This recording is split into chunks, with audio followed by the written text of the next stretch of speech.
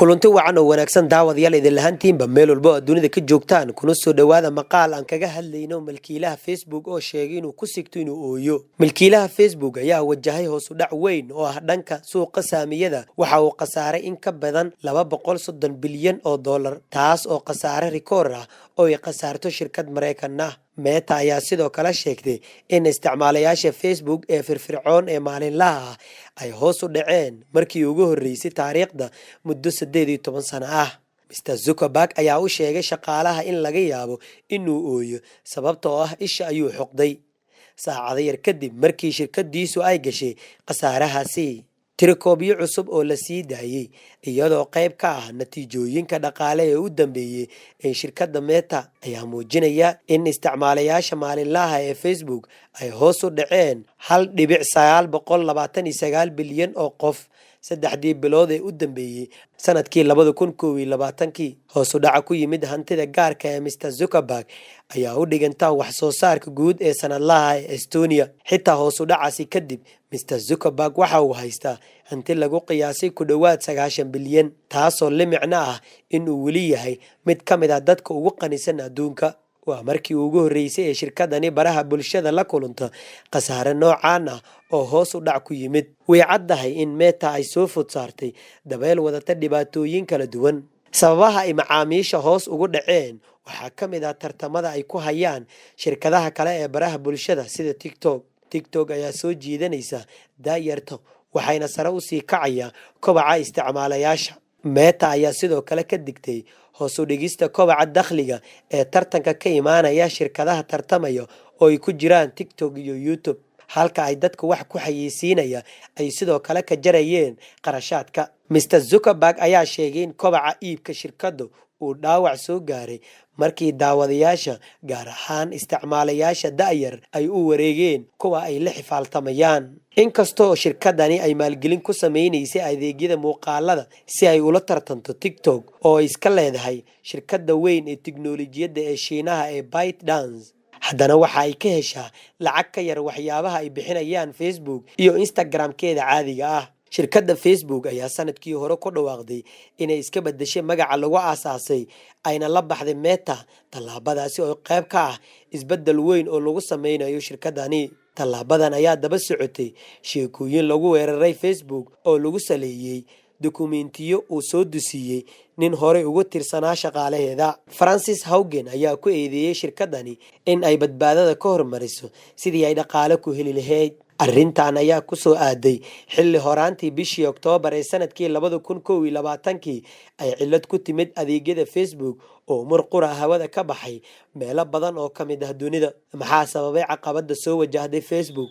Shirkaddan saameynta weyn ku leh baraha bulshada ayaa dareentay hoos u dhac aysan la kulmin muddadii 18 sanad ahayd ay jirtay Facebook. Meta oo ah shirkadda leh Facebook ayaa sheegtay in dadka maalin kasta soo galaya ay hoos ugu dhaceen 1.929 bilyan muddo 3 bilood ah oo ay ku ekeyd bishii Diseembar. Tiradaasi ayaa ka yar marka lala barbar dhigo 3 bilood ee ka horeysay oo ahayd 1.930 bilyan. Waxay sidoo kale shirkadda ka digtay inay yaraan doonaan dakhliga u soo xarooda maadaama ay jirto tartan adag oo ay ka wajahayaan shirkadaha TikTok iyo YouTube. Sidoo kale waxaa hoos u dhacay dadka wax ku xayeysiiya Facebook. Saamiyada Meta ayaa in ka badan 20% hoos u dhacay suuqa loo yaqaano After Hours ee magaalada New York. Waxay taasi ka dhigan tahay in qiimaha suuqa saamiyada ee Meta ay ka go'day lacag dhan qiyaastii 200 bilyan. Saamiyada shirkadaha kale ee sida Twitter-ka, Snap iyo Pinterest ayaa sidoo kale hoos u dhacay. Mr. Zuckerberg oo ah madaxa shirkadda ayaa sheegay in dadka dhalinyarada ah ay ku guurayaan ayna aadayaan shirkadaha ka soo horjeeda ee tartanka kula jira. Facebook waxay weligeed baahan jirtay mid kor u socota tan iyo markii la aasaasay ku dhawaad 20 sano ka hor. 3 bilood oo kasta tirada dadweynaha adduunka ee ku soo biiraya waxay ahaayeen kuwa hal jiho ku socda oo dhanka sare ah. Sidaas oo ay tahayna dhowrkii sano ee la soo dhaafay kobaceeda dhinaca Mareykanka iyo Yurub ma uusan isbedelin. Sare u kaca waxa uu ku imaanayay dadka ku nool dunida inteeda kale. Facebook hadda dadka ugu badan ma ahan dhalinyaro oo kaliya sidii ay horaan ahaan jirtay. sida ay mas'uuliyiinteeda qirteenna TikTok ayaa dhaawac weyn u geystay ganacsigooda, balse waxaa jira sababo kale oo dadka maalgashiyaasha ah ay ugu walwalsan yihiin Meta waxa ay bedeshay magaceeda sababtoo ah waxay rabtay inay diiradda saarto ganacsiyada Metaverse, balse Meta weli uma dhowa inay abuurto Metaverse, taasina hadda waa riyo la hiigsanayo. Hase yeeshee waxay balaayiin dollar ku bixinaysaa isku dayga la xiriira in la dhiso, sababtuna waa in Mark Zuckerberg uu u malaynayo in adeegaasi loo baahan yahay, taasoo halis weyn ah. Ma laga yaabaa in xalka ugu degdega badan ee lagu dhammayn karo dhibaatooyinka haysta Meta uu yahay inay iibsato TikTok? Haddii uu xitaa yahay waaxda sharciyeynta ee Mareykanka weligeed uma ogolaan doonto tallaabadaasi oo ka hor imaanayo sharciyeynta tartamada shirkadaha. Dhanka kale, Facebook hadda waxaa gobolka Silicon Valley looga arkaa meel sumaysan, lagamana aaminsana inay tahay meel wanaagsan oo laga shaqeeyo sidii ay u ahaan jirtay 10 sano ka hor. Arrintaasina waxay sababaysaa in dadka xirfadaha sare leh ay ka fogaadaan. Meta waxay wajahaysaa dhibaatooyin aad u weyn. Midaan hadda culus waxay noqon kartaa bilow oo keliya. Facebook oo ku dhawaaqday inay samaysay qalab ka hortaga wararka beenta ah. Madaxa fulinta barta bulshada ee Facebook wuxuu ku dhawaaqay tallaabooyin cusub ee lagu joojinayo wararka beenta ah ee barta ka soo muuqda. Warbixin lagu qoray Facebook ayuu Mark Zuckerberg ku sheegay in shirkadiisa ay samaysay qalab cusub oo qabanaya sidoo kalena kala saaraya wararka beenta ah.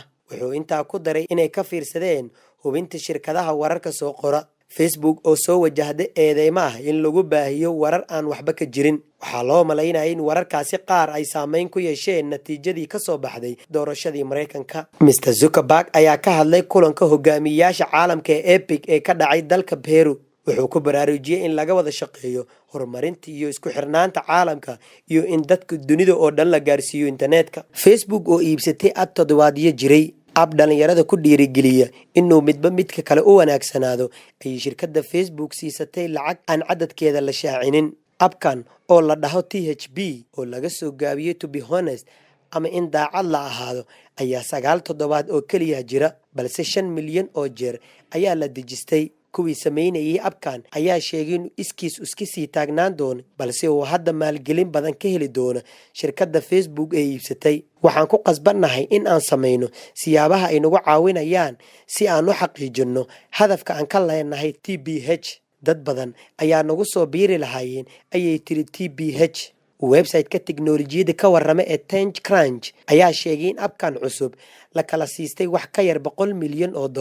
4 ruux ee TBH gacanta ku hayana ay ka mid noqon doonaan shaqaalaheeda Facebook. Facebook oo war qoraal ah ka soo saartay arrintani ayaa sheegtay in TBH iyo Facebook ay wadaagi doonaan hadafyo isku mid ah, taas oo ah in bulshada la isu keeno iyo in ay bulshada ay wadaagto habab isu soo dhaweynaya.